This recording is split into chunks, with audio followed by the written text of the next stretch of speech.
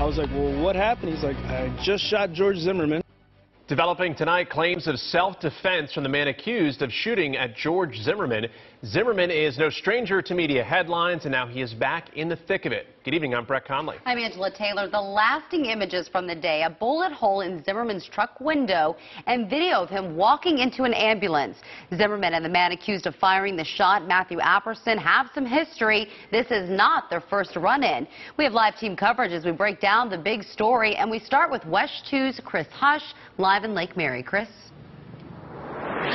Yeah, and tonight we are hearing from both sides. As you said, this is not the first time that these two have had a run-in. One of the biggest questions tonight, was this shooting provoked? Zimmerman's attorney tells us that he was simply minding his own business. However, Apperson's attorney tells us that this was clearly self-defense. Was this self-defense? Matthew Apperson dodged cameras Monday night after his mother, wife, and his attorney, Mark Nejame, told reporters he shot at George Zimmerman in self-defense. Matt is a good man, and I'm sorry this is happening to him. The manner and mode of which he acted in self-defense, I'm not going to get into it this time. I mean, it's pretty outrageous. Pulls out a gun, shoots at a guy through a closed window. Zimmerman's attorney, Don West, tells West 2 Zimmerman has a different story.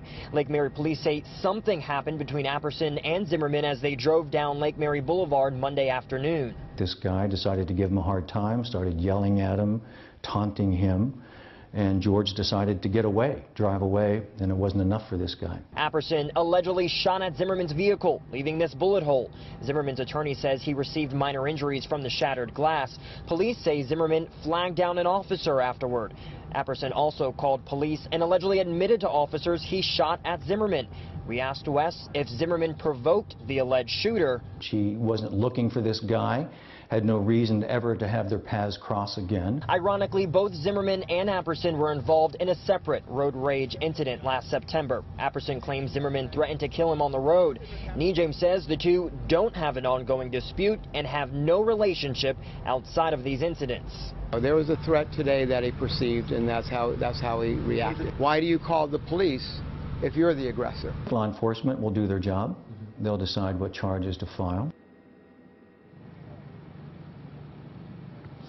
And as of tonight, no charges have been filed, no arrests have been made, and Zimmerman's attorney adds to that Zimmerman recently moved out of the area. He was in town visiting his mother for Mother's Day and was actually on his way to a doctor's appointment today when all of this went down. Tomorrow, Lake Mary Police tells us that they could be releasing some of those 911 calls, which could tell more of this story. Live in Lake Mary tonight, Chris Hush, West 2 News on CW18.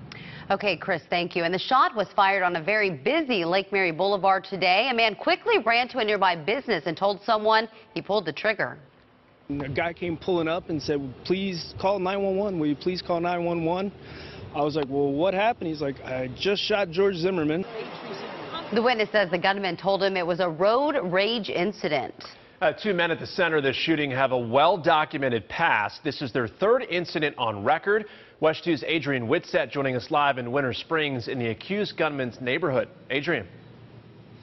Yeah, Brett, we're here outside of Matt Apperson's home. It's actually for sale, as it's been since November, which is about 2 months after his initial confrontation in a road rage incident with George Zimmerman. Today marks the third time Apperson's called 911 on Zimmerman. This video from September 11, 2014 shows George Zimmerman being questioned by an officer. It's based on Matt Apperson's call to 911, saying Zimmerman was following him 2 days after a road rage incident on Lake Mary Boulevard. And I looked over, and then George Zimmerman was the driver, and they were threatening to kick my ass and to shoot me. When police asked Zimmerman about the incident, he said he was driving that day, but didn't threaten like that. Apperson didn't press charges. 3 neighbors told us off camera that Matt is a good guy, always willing to lend a helping hand. But one woman, the only one who would speak on camera, and even then only without showing her face, said this of Apperson. Unpredictable, strange, off the wall. She said she's called 911 on him several times, just this past Sunday in fact, but nothing ever comes of it.